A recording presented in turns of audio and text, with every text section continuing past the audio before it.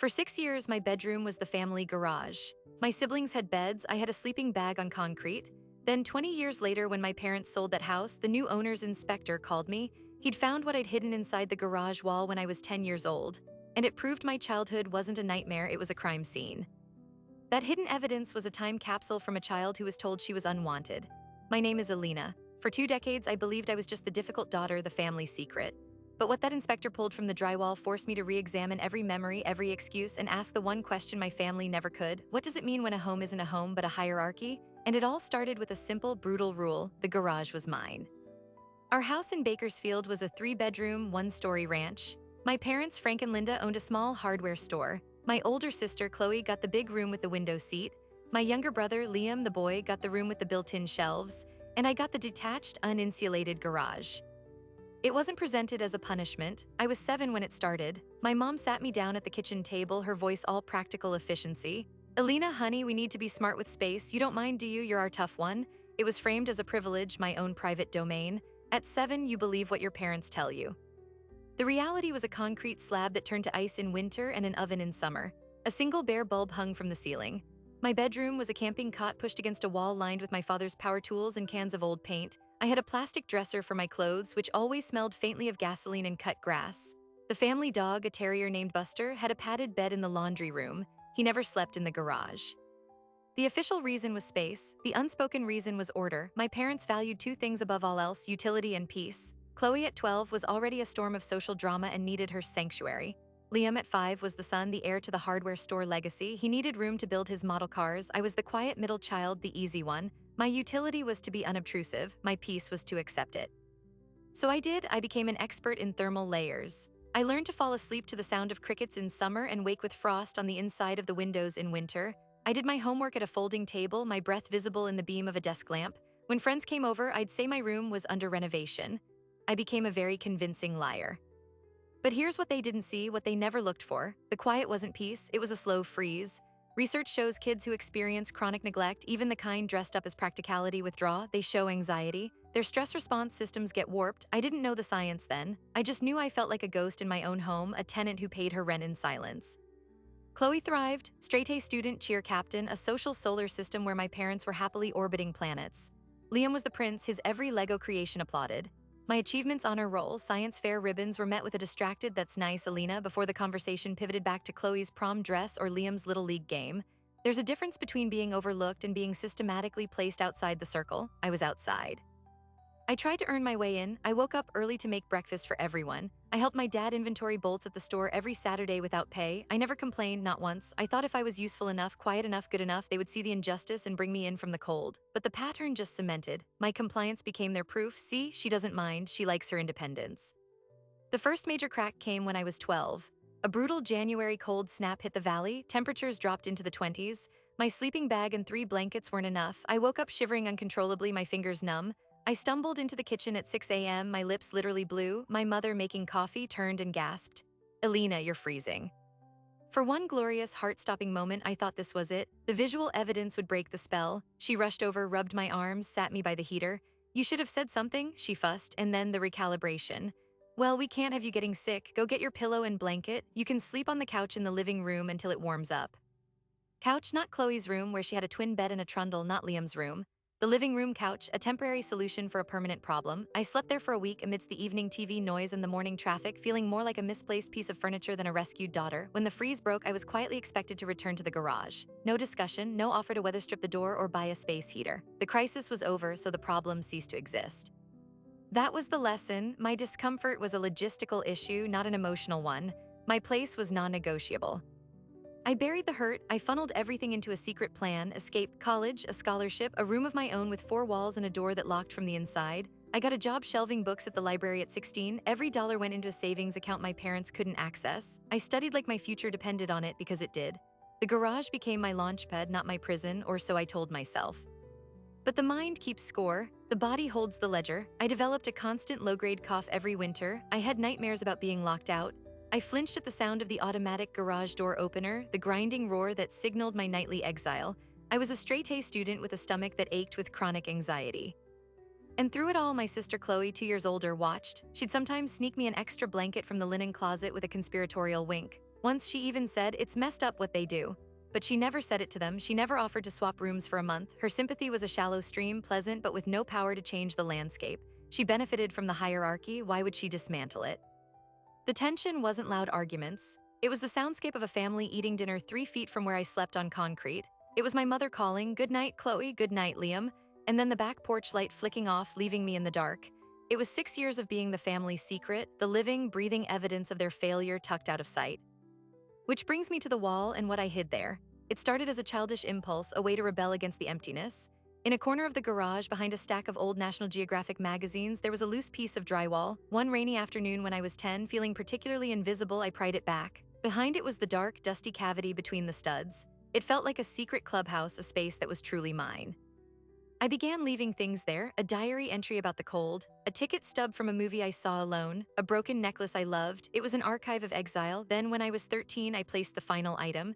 I didn't know it would be the last. I didn't know it would one day be proof. The decision to seal it for good came the night of my high school graduation. I'd gotten a full scholarship to university 2 states away. At the dinner afterwards at a local restaurant, my dad raised his glass. "To our graduate, Chloe, honey, we're so proud of you." He didn't even notice his mistake. The table went quiet for a second. My mom laughed, a nervous tinkle. "Frank, that's Alina." He blinked, flushed, and corrected himself. Right, Alina." That was the moment, the final quiet erasure. Later that night in the garage, I took the small, flat metal box that held my most important hidden things. I placed the final item inside, something that irrefutably documented the truth. I slid the box deep into the wall cavity, pushed the drywall back into place, and sealed it with a bead of glue I stole from my dad's workbench. I was burying a part of myself I thought I'd never need again. 2 weeks later, I left for college. I never lived in that house again. For 20 years, I built a life. I became a therapist specializing in childhood trauma. The irony is not lost on me. I had a home with central heating and a door that locked. I thought I'd sealed that garage away for good, both in my mind and in that wall. But last month, my parents, now in their 70s, finally sold the old house. The buyer ordered a full inspection. And the inspector, doing his job, checking for moisture damage in that very corner, found the loose drywall. He reached into the cavity, expecting maybe a dead mouse or forgotten wiring. His fingers closed around a cold metal box. The call came on a Tuesday afternoon. I was between clients, reviewing notes in my office. My phone buzzed with a Bakersfield area code I didn't recognize. The man on the other end was polite, professional, and utterly bewildered. "Ms. Alina Vance, this is David Garrity from Golden State Home Inspections. I'm inspecting your parents' former property on Sycamore Lane. I've found something, a metal box hidden inside a wall cavity in the garage. It has your name on it." My blood went still. The world narrowed to the grain of the wood on my desk. 20 years. I'd constructed an entire identity, a career, a life on the principle of moving forward. And in one sentence, a stranger with a flashlight had just unlocked a door I'd sealed shut. "It has my name," I managed to say, my voice strangely calm. Etched on the lid, "Elena, private." There's also other items. It looks old. The buyers are here and there. Concerned, they want to know if this is some kind of structural issue or, I'm not sure what. I felt obligated to contact you. Obligated, the word hung in the air. He was a man who found mold and faulty wiring, not childhood ghosts. I took a slow breath, the one I teach my clients to take when the past comes knocking. "Mr. Garrity, please do not open that box. It contains personal documents. It is not a structural issue. It is a time capsule from when I was a child." A pause on the line. I could hear muffled conversation in the background, an anxious female voice. "The new owners. They're saying if it's your property, you need to come get it. Today, they're signing the final papers tomorrow, and this is making them very nervous." I looked at my schedule. My 2 o'clock was a teenager with anxiety. I couldn't cancel, but I also couldn't let that box fall into the hands of strangers, or worse, be handed back to my parents. "I can be there by 7 tonight," I said, my mind racing. "Okay, I'll leave it with the listing agent, Janice Miller. You can pick it up at her office." He gave me the address and hung up. For a long minute, I just sat there. The therapist part of my brain kicked in, analyzing the stress response, elevated heart rate, tunnel vision, a sense of unreality. The little girl from the garage was screaming silently inside her skull. They found it. They found our secret. I finished my 2 o'clock session on autopilot, my professionalism a thin shell over a churning ocean. At 4:30, I told my receptionist a family emergency had come up and left. The drive to Bakersfield was 3 hours of pure dread. What had I put in that box? The memory was fuzzy, protected by 2 decades of repression. I remembered the diary, the ticket stub, the feeling of finality when I sealed it. But the last item, the one I'd added the night of my graduation. That memory was a dark, formless shadow. I reached the Realty office just before 8. Janice Miller was a woman in her 50s with a tired smile that didn't reach her eyes. She handed me a manila envelope. Here you go, the inspector dropped it off, caused quite a stir with the buyers. They thought it was evidence of, I don't know what, a crime maybe. She gave a short, nervous laugh. Kids do strange things. I took the envelope, it was heavy, the shape of the box was unmistakable through the paper. Thank you, I said, my voice tight. Are your parents okay? She asked, her tone shifting to casual concern. Frank and Linda, such lovely people, it must be hard for them leaving that house after so many years. Lovely people, the phrase was a tiny, sharp needle. They're fine, I said, and turned to leave before my face betrayed me. I didn't open the envelope in the car. I drove to a quiet park on the outskirts of town, the same park I'd come to as a teenager to read and dream of escape. Under the dome of a street lamp, my hands trembling, I tore open the manila envelope. The metal box was smaller than I remembered, tarnished and cool to the touch. My name, etched clumsily with a nail, stared back at me. Elena, private. I took a deep breath and opened it. The smell hit me first, not decay but the scent of old paper, pencil lead, and the faint mineral smell of the garage wall. It was the smell of my childhood. Laid inside were the artifacts of my exile. On top was a folded piece of lined notebook paper, my childish cursive faded but legible, a diary entry from when I was 11. October 12th, froze last night, saw my breath, heard them laughing watching a movie inside, asked mom for hot chocolate. She said not now, she's helping Liam with a project. The dog is sleeping on the couch, I wish I was the dog. Beneath that, the ticket stub from The Lion King, a movie I saw with a friend's family, a dried four-leaf clover, a friendship bracelet from a girl who moved away in 6th grade, a report card with all A's, a bright red CME note from a teacher worried about my withdrawn demeanor. I had never shown it to my parents. And then at the very bottom, tucked in a yellowing envelope, was the final item, the one I'd buried the night of my graduation. My hands shook as I pulled it out. It was a notarized letter, a single sheet of paper. At the top, in my careful 13-year-old handwriting, was a title, Official Statement of Conditions. And below it, a bullet point list. 1. I, Elena Marie Vance, am forced to sleep in the garage. It is not a bedroom. It has no heat, no insulation, and one light. 2. My sister Chloe and brother Liam have real bedrooms with beds and doors. 3. I have asked for a room inside the house. My parents, Frank and Linda Vance, have said no. My mother says I am tough and don't mind. 4. I am often cold. I am scared of spiders. I hear noises on the roof. 5. This is not fair. This feels wrong. And at the bottom, below my signature, were 2 more signatures. Witnessed by, I stared, my breath catching in my throat. There, in the deliberate script of a teenager trying to be adult, was the signature of my sister, Chloe, and next to it, the shaky, block letter signature of my brother, Liam. He would have been 8 years old. The notary stamp and signature were at the very bottom, dated June 1st, 2 weeks before my graduation. I remembered now, the desperate, dramatic act of a 13-year-old who had just learned about notaries from a social studies class. I had bicycled to the local mailing center where a notary public worked. I had presented my letter, my heart pounding, convinced the adult would see this injustice and do something. The notary, an older man, had glanced at the letter, then at my earnest, terrified face. He asked, "Are your parents aware of this, young lady?" I'd lied, it's for a school project about child advocacy. He'd shrugged, checked my hastily forged library card as ID and stamped it. He hadn't read it. To him, it was a quirky kid thing. To me, it was a secret affidavit, a piece of legal-looking proof that what was happening was real. I'd hidden it immediately, too ashamed of my own failed cry for help to ever look at it again. But now in my hands, it was no longer a child's fantasy. It was a contemporaneous, witnessed, and notarized document. It described, in a child's words, living conditions that any child protective services worker would immediately flag as neglectful. It was dated. It named names. The shock was a physical wave. I dropped the box, the contents spilling onto the passenger seat. I gripped the steering wheel, staring at the street lamp's halo through suddenly blurry eyes. For 20 years, I'd framed my story as one of emotional neglect, of favoritism, of being the odd one out, painful but private, familial. This piece of paper recategorized it. This was evidence. This moved it from the realm of family drama into the realm of something legally and morally quantifiable.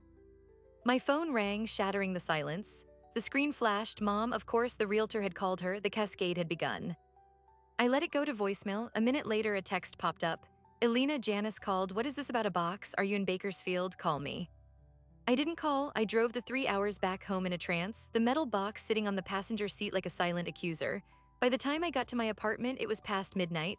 I had 13 missed calls and a string of texts, from my mom, my dad, and finally from Chloe. Chloe's text read, Elena, Mom and Dad are upset. What did you do? What's in that box? Call me. I poured a glass of water and sat at my kitchen table, the box in front of me. I knew what I had to do. I couldn't unknow what that document was. I couldn't rebury it. The child who wrote it deserved to be heard, even if it was 20 years late. I picked up my phone. I didn't call my mother. I opened a new text thread to Chloe. I typed out a simple, devastating sentence. I have the box, I have the letter you and Liam witnessed. We need to talk, all of us. I hit send, the die was cast. The response was instant, 3 dots bouncing, then a call I answered. Alina, what the hell are you talking about? Chloe's voice was sharp, a mixture of anger and fear. What letter? Liam was a baby. He was 8 and you were 15, you signed it, you read it, you witnessed it. My voice was eerily calm. It's a notarized statement describing the sleeping arrangements in the garage. Your signature is on it, Chloe. Silence, a long, profound silence. Then a whisper, oh my god, that silly thing, you actually kept that, you're going to use that now to do what? To finally tell the truth, I said. To have one conversation where we don't pretend the garage was my cool clubhouse. I'm coming down this weekend. I want to sit with you and mom and dad, and we are going to talk about this. You'll destroy them, she hissed. You'll destroy this family over some ancient history. It wasn't that bad, you turned out fine. Did I? The question hung in the digital space between us. I'm a trauma therapist, Chloe. I spend every day helping people unpack the ancient history that's poisoning their present, and I have a notarized letter from my 13-year-old self saying I was scared and cold. So no, I didn't turn out asterisk fine asterisk. I turned out informed asterisk, and I'm done being the family secret. I hung up, my heart was hammering, the gauntlet was thrown. The hierarchy was about to be challenged with the one thing it couldn't ignore, proof. The weekend arrived like a looming storm. I drove back to Bakersfield, the box beside me. My parents had insisted we meet at their new condo, a tidy 2-bedroom place, no garage. When I walked in, the air was thick with tension. My father, Frank, stood by the sliding glass door, arms crossed, not looking at me. My mother, Linda, was nervously arranging cookies on a plate. Chloe was already there, sitting on the couch, her face a mask of strained neutrality. Liam, now 28, lived out of state and wasn't coming.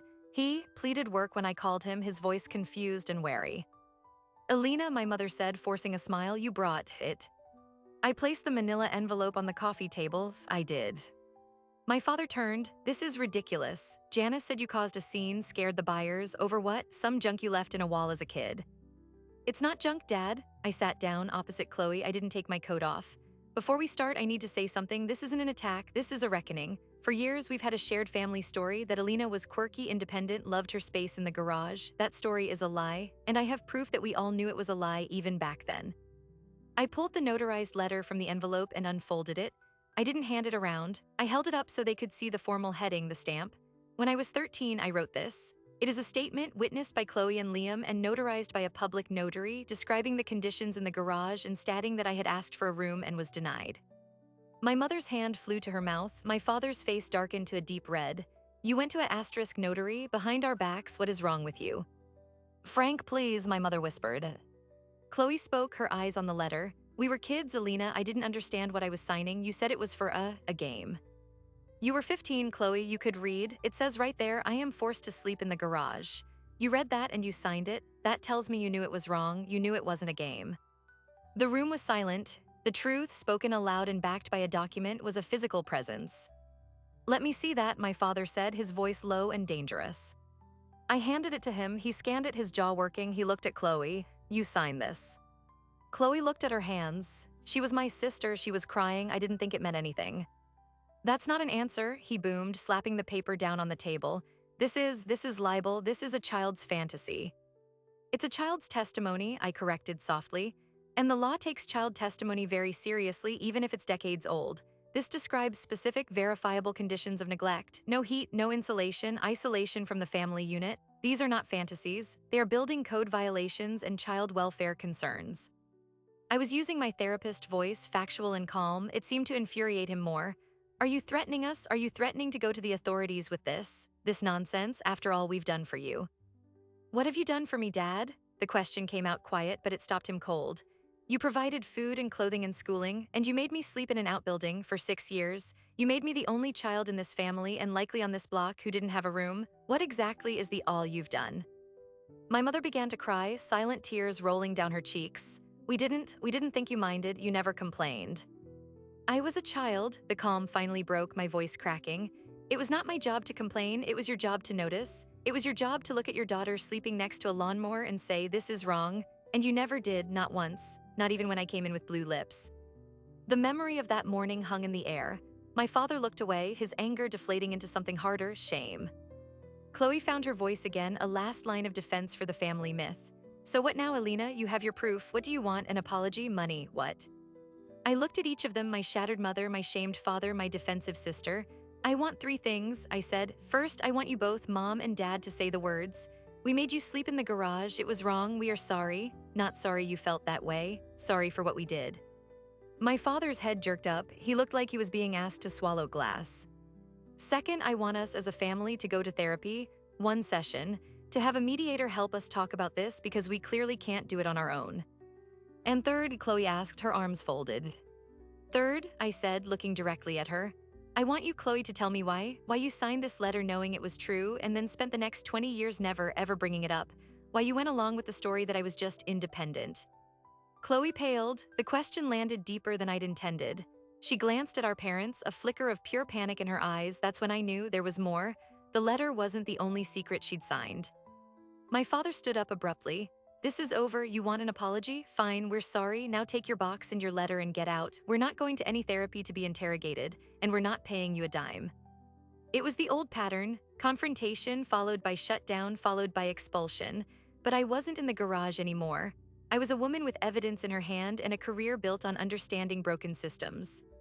Okay, I said quietly, gathering the letter and placing it back in the box. I'll go, but this isn't over, Dad, because you're right about one thing. This isn't just about the past anymore. I stood, holding the metal box. It's about what happens when the past refuses to stay buried, and it's about to become everyone's business. I walked out of the condo, leaving a silence behind me that felt like the end of one world and the beginning of another. I had my proof. I had confronted them, and I had seen the flicker of a deeper secret in my sister's eyes. The confrontation was just the first quake. The real avalanche was coming, and I was standing right at the epicenter, holding a metal box that had just become the most dangerous thing in our family's history. The silence in my car was deafening. I drove away from my parents' condo, the metal box on the passenger seat feeling heavier than ever. But the confrontation was just the tremor. The real earthquake was waiting in my voicemail. 3 hours into my drive home, my phone lit up with a notification. A saved voicemail from a number I didn't recognize, left while I was in the meeting. I pulled into a rest stop and listened, my engine idling. The voice was male, older, with a familiar Bakersfield rasp. Ms. Vance, this is Hal Benson. I was the notary public at Mailboxes Plus on Chester Avenue. I got your number from the inspector, David. He said you had questions about an old document I notarized. I'm retiring next month and, well, I never forgot that paper or the little girl who brought it in. Call me back if you want to talk. My heart jumped into my throat. The notary, the man who'd stamped my letter without reading it. Why would he remember it 20 years later? I called back immediately. Hal Benson answered on the second ring. After a few awkward pleasantries, he cut to the chase. I looked you up after David called. You're a therapist now, I'm glad. He paused. That day you came in, you were shaking. You said it was for a school project, but I knew that was a lie. I saw the title on the page. Official statement. I've notarized hundreds of kid things, science fair entries, permission slips. That wasn't any of those. Then why did you stamp it? I asked, my voice barely a whisper. Because you were a child asking an adult to take you seriously, he said, his voice heavy. And I failed. I stamped it and sent you on your way, but it ate at me. A week later, I drove by your address on Sycamore. I saw the garage. I put two and two together. I almost called child services right then. The world tilted. Why didn't you? A long sigh crackled down the line. I did something else, Ms. Vance, something I shouldn't have done. I called the house. I spoke to your mother. The blood drained from my face. My mother, she never said a word. I told her a notary had concerns about a document her daughter had signed. I didn't give details. I just asked if everything was all right at home. She was very polite, very convincing. She said you were a dramatic child going through a phase, that you had a lovely room but preferred the garage for astronaut training. She laughed it off. She said she'd have a chat with you. She thanked me for my concern, and I, like a fool, believed her. I closed my eyes, seeing it all, my mother's performance, the seamless lie. She promised to handle it, Hal continued, his voice thick with regret. And I let her. I broke protocol by calling, and then I broke my own conscience by dropping it. I've thought about that day for 20 years. When David told me you had the box, I had to call. I am so very sorry. I thanked him numb and hung up. The revelation was a sledgehammer. An outside adult had seen the red flag he had called, and my mother had expertly, calmly shot it down. This wasn't just passive neglect. This was active concealment. When I got home, there was an email from my brother Liam, the subject line, the letter. It began. Chloe called me, she's freaking out. I barely remember signing anything, but I remember you crying in the garage. I was a little kid, I didn't get it, but Chloe did. She told me something on the phone tonight. She made me swear not to tell you, but I can't keep this secret for her anymore. It's worse than you think, call me. My hands were ice, I called Liam's. His voice was strained. She told me not to, Alina. Tell me, Liam, please. He took a shuddering breath. Remember that summer I was 9 and I broke my arm falling out of the oak tree? Of course. Mom and Dad were at the store. Chloe was babysitting. You were in the garage. I was screaming. Chloe ran to get you. You came out. You were so calm. You made a splint with a ruler and a dish towel. You told me a story to distract me while we waited for the ambulance. You were my hero that day. I remember, I said softly, the memory vivid. Afterwards, Liam continued, his voice dropping. Chloe said Mom and Dad were furious, not at me for climbing, not at her for not watching me, at asterisk you asterisk, for interfering, for playing doctor. Dad said you made a big scene in front of the neighbors. Mom said you were trying to make them look bad. That night I heard them talking in the kitchen. Dad said, that girl is a problem, she needs to learn her place. And Mom said, the garage is her place. It's where she belongs. The words landed like physical blows. It's where she belongs. Chloe heard it too, Liam whispered. She told me tonight that was the moment she knew it was intentional, not a space issue, a punishment for being too independent, too capable, too visible. She said she signed your letter because she felt guilty. But after that, she was too scared of them to ever bring it up again. She said she's been living with that guilt for 20 years. I sat down hard on my kitchen chair, the narrative shattered and reformed. It wasn't indifference. It was a deliberate, punitive exile. My competence was a threat. My care for my brother was an affront. The garage wasn't a logistical solution, it was a designated cage. The next morning, the dominoes began to fall publicly. I received a Facebook message from a woman I didn't know. Hi, Alina, I'm a friend of Janice Miller's. I heard about the box found in your old house. My book club is reading a memoir about childhood trauma, and we were wondering if you'd be willing to share your story. It sounds incredibly powerful. Janice, the realtor, was talking. The story was leaking into the wild, morphing into gossip. I ignored it, but the seed was planted. Then my professional email chimed. A message from the director of my therapy clinic. Alina, can you stop by my office at the end of the day? I've had a concerning call from a gentleman claiming to be your father. He expressed worries about your mental state and stability given some false allegations you're making about your childhood. I told him I couldn't discuss anything, but we should talk. My father had gone nuclear. He was trying to undermine my career, my credibility. The pattern was repeating, isolate the problem, discredit the source. But this time, he was doing it to a licensed professional with a spotless record. I met with my director, a compassionate woman named Dr. Evans. I showed her the notarized letter. I explained the situation without drama, just facts. She read it, her face growing solemn. Alina, she said finally, this is evidence of profound neglect. His call is a clear attempt at intimidation. Do you feel safe? Do you want to pursue a restraining order? I shook my head, stunned by her immediate belief. Not yet, but thank you for believing me. Of course I believe you, she said. Your work here is exemplary. This document is contemporaneous proof. He's not discrediting you, he's proving your point. Her support was a lifeline, but the attack on my profession was the last straw. The hierarchy was fighting back with everything it had. I couldn't just hold the truth anymore, I had to wield it. I decided to write, not a legal threat, not a social media post. A letter, but this time it wasn't from a scared child. It was from a 40-year-old woman with nothing left to lose. I addressed it to my parents and Chloe. I attached a scanned copy of the notarized letter. I wrote 3 pages. I detailed the cold, the fear, the notary's call my mother fielded, Liam's memory of their words, the recent attempt to sabotage my career. I called it what it was, systemic, intentional emotional abuse and neglect. I gave them one final chance. You have 7 days, I wrote, to respond as a family with a plan for genuine reconciliation that includes full accountability and family therapy. If I hear nothing or receive more threats, I will consider this relationship terminated. Furthermore, I will publish my story with this document on a public platform, not for revenge, but because silence is what allowed this to happen. The choice is now yours. I sent it via certified mail and email. The clock started ticking. The response came in 4 days, not from my parents, from Chloe. She asked to meet alone. We met at a park in a neutral city halfway between us. She looked hollowed out. She didn't bother with coffee. I got your letter, she said. Liam told you what I said. He did.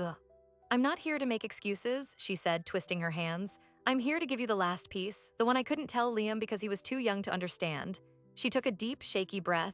The reason they put you in the garage, it started before you were even born. My breath caught. Mom had a stillbirth, Chloe whispered, her eyes filling with tears.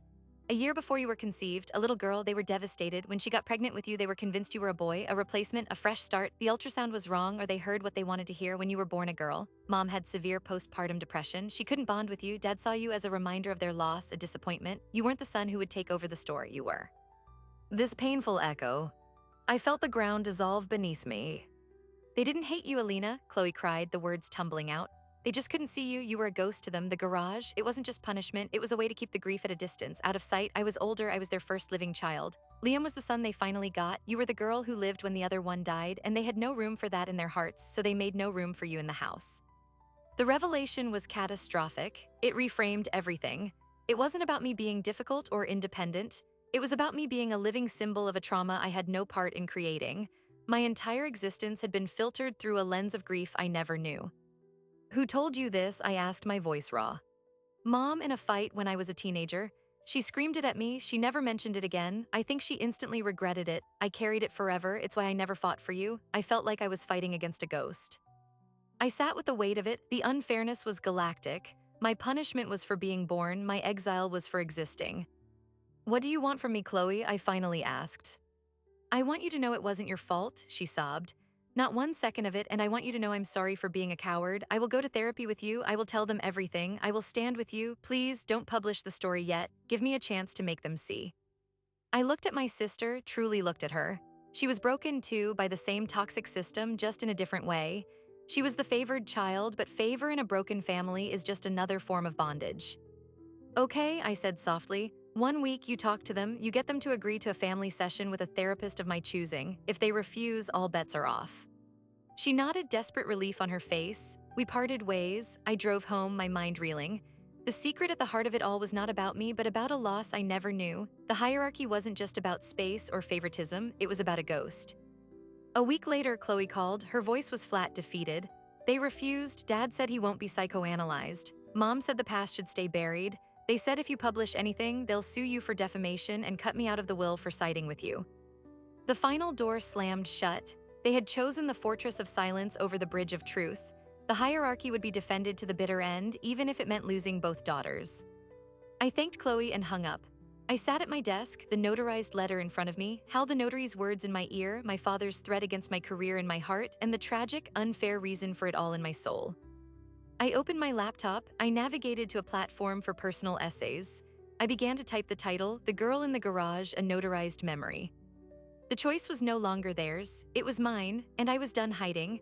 The truth was coming out, and with it, a reckoning that would finally tear down the walls, both in that old house and in the family that lived there. The private war was over. The public story was about to begin. I hit publish, and then I waited for the fury, the denial, the legal threats my father had promised. But the world didn't respond the way my family did. The world responded with a roar of recognition. The Girl in the Garage, a notarized memory, went live on a Tuesday morning. By Tuesday night, it had been shared 10,000 times. By Wednesday, it was trending. I had turned off comments on the piece itself, but my professional email and social media began to flood, not with hate, with stories, hundreds of them, the secret children, the siblings who slept on couches in basements and closets, the ones who were the easy child, the forgotten child, the problem child. They sent me photos of makeshift bedrooms, diary entries, letters they'd never sent. My specific story was a key that unlocked a universal vault of silent hurt. I wasn't alone. I had never been alone. My father's threatened lawsuit never materialized. A lawyer friend told me why. To sue for defamation, you have to prove the statements are false. He had a notarized document proving they were true. The threat was a bluff, the last gasp of the old control. But the consequences for them were real and they were social. The article named no names, but in a town like Bakersfield, everyone knew the house on Sycamore Lane. Everyone knew Frank and Linda Vance in their hardware store. The local online community board erupted. Old neighbors spoke up. I always wondered why that sweet girl was always in the garage. I saw her shoveling snow off her car in pajamas one winter morning. I asked Linda about it, and she changed the subject. The court of public opinion convened, and the verdict was devastating for them. My parents became a local scandal, a quiet, whispering one, but a scandal nonetheless. Chloe called me, her voice trembling. They've cut me off completely, changed the will, told me I'm dead to them for betraying the family. She was heartbroken, but beneath the tears, there was a new steel. I'm applying to transfer my nursing license out of state. I can't stay here. Come stay with me, I said without hesitation, for as long as you need. A week later, she arrived at my apartment with 2 suitcases. The favored child was now in exile too. The hierarchy had collapsed, and its architect had disowned everyone who didn't uphold the myth. The most profound shift was with Liam. He read the article and called me crying. I'm so sorry, Elle, I was the golden boy and I never even saw the cage they put you in. He asked if he could visit. He flew out a month later. We talked for hours. He told me about the pressure he felt, the constant weight of being the success who would carry the family name. The favoritism had deformed his life too, with anxiety and a fear of failure. We weren't just reconciling. We were meeting each other for the first time as the people we were, not the roles we were assigned. A surprising and powerful ally emerged, Hal Benson, the notary. After reading the article, he gave an interview to a local paper. He confirmed every detail: my nervousness, his call to my mother, his lifelong regret. His public corroboration gave the story an unimpeachable adult witness. It was no longer a she said, they said family dispute. It was a documented historical account with a third-party validation. Then came the letter, not from my parents, from the new owners of the house on Sycamore Lane, a young couple named Sophia and Mark. They'd read the article after closing on the house. Their email was gentle, compassionate. "Dear Alina," it began, "we read your story. We are so sorry for what you experienced within those walls. We want you to know we are tearing down the garage next month. We're building a garden in its place, a play space for our future kids. We thought you should know that particular room won't exist anymore. We hope that brings you some peace." I wept when I read it. The physical structure of my exile was being dismantled. The symbolism was almost too perfect. 6 months passed, my life recalibrated. My therapy practice grew, oddly enough. People sought me out specifically because they'd read the article and trusted that I would understand the complexities of family trauma. Chloe settled into my guest room, then found her own apartment nearby. We started having weekly dinners. They were awkward at first, fraught with decades of unsaid things, but slowly they became real. We were learning how to be sisters without a script written by our parents. I heard nothing from my mother or father, radio silence. Through the Bakersfield gossip chain, I learned they sold the hardware store and were talking about moving to Arizona. They were erasing their old life just as they'd always tried to erase me. And then, on a rainy afternoon in October, almost a year to the day after the inspector's call, I got an email. The sender address was a string of numbers, but the name was Linda Vance. My hand hovered over the mouse. This was it. The rage, the guilt-tripping, the final condemnation. I opened it. It was short, no greeting, no signature. "I read your article. I have read it many times. I cannot say the things you want me to say. The words will not form, but I can say this. The child we lost was named Alina. We had the name picked out. When you were born, we called you Alina. It was close, but not the same. We thought we could make it fit. We were wrong. You were never her. You were yourself. And that was the thing we could not face. I am sorry for the garage. I am sorry for the cold. I am sorry for every time I chose a ghost over my living daughter. This does not fix anything, but it is true." I read it once, then again, then a dozen times. There was no demand for forgiveness, no self-pity, just a stark, terrible confession. She had named me after a ghost. My entire identity was a placeholder for a loss I didn't cause. The final, shocking piece of the puzzle slid into place, and the picture it completed was one of profound, multi-generational tragedy. I didn't write back. There was nothing to say. Her truth was her burden to carry, just as my childhood was mine. But for the first time, I felt something other than anger or hurt toward her, a distant, painful pity. She was a woman trapped in a haunted house of her own making, and she had chosen to live there until the end. That email was the last communication I ever received from either of them. The silence that followed was different. It wasn't the silence of erasure, it was the silence of a story that had finally been told. There was nothing left to say. Last month, I drove to Bakersfield. I didn't tell anyone. I went to see the house on Sycamore Lane one last time. The garage was gone, just a flat, fresh patch of dark soil waiting for seeds. The outline of its foundation was still faintly visible in the dirt like a ghost on the ground. I stood there for a long time, feeling the California sun on my face. I felt no pull, no sadness, no connection. It was just a plot of land now. The cage was gone. I got back in my car. Before I left town, I made one more stop, the old Mailboxes Plus on Chester Avenue. It was now a smoothie shop. I went in, ordered a drink, and sat at a small table. I thought about the terrified 13-year-old who had walked in here with a secret she was too small to carry. I silently thanked her for her bravery. I thanked Hal Benson for his late-in-life courage. I felt a sense of circle closed. Driving home, I realized the outcome was not what I'd once fantasized about. There was no dramatic reconciliation, no tearful family hug, no parents begging for forgiveness. They had chosen their haunted silence, but I had gotten something more valuable, the truth, and with it, I got my sister back, I got my brother back, I got myself back. The notarized letter is framed now. It hangs in my office, not as a weapon, but as a testament, a reminder that a child's truth has weight, that evidence matters, that sometimes the most powerful thing you can do is to stop keeping a secret. The hierarchy is gone. In its place, I'm building something new with Chloe and Liam. It's fragile and it's work, but it's real. It's based on seeing each other, not on assigned roles. We are architects now, not prisoners. And as for the girl who slept in the garage, she's finally home, not in a house, but in herself. And that is a room with no walls, no locks, and all the warmth she'll ever need. So what do you do when you find proof of a pain everyone else has agreed to forget? You don't use it as a weapon, you use it as a witness. That metal box wasn't a bomb to destroy my family, it was a beacon I'd left for my future self saying, "This happened, you mattered, your truth counts." This story was never about revenge. Revenge is wanting someone else to feel your pain. I was after something harder and more liberating. I wanted to stop feeling pain for things that were never my fault. The notarized letter, the inspector's call, the confrontation, they were just the tools I used to dismantle a fiction I'd been forced to live inside. The research I found while processing all of this showed something powerful. Parental differential treatment isn't just unfair, it physically and psychologically reshapes the disfavored child. It wires their brain for anxiety, for hypervigilance. It tells them their place is on the perimeter. And the most common outcome isn't rebellion, it's silence. A silence so deep that a child will literally wall up their own voice for decades. I broke that silence, and in doing so, I didn't just free myself. I freed my sister and brother from their own assigned roles in the family play. The hierarchy needed all of us to play our parts to stand. When one of us stopped reading our lines, the whole structure came down.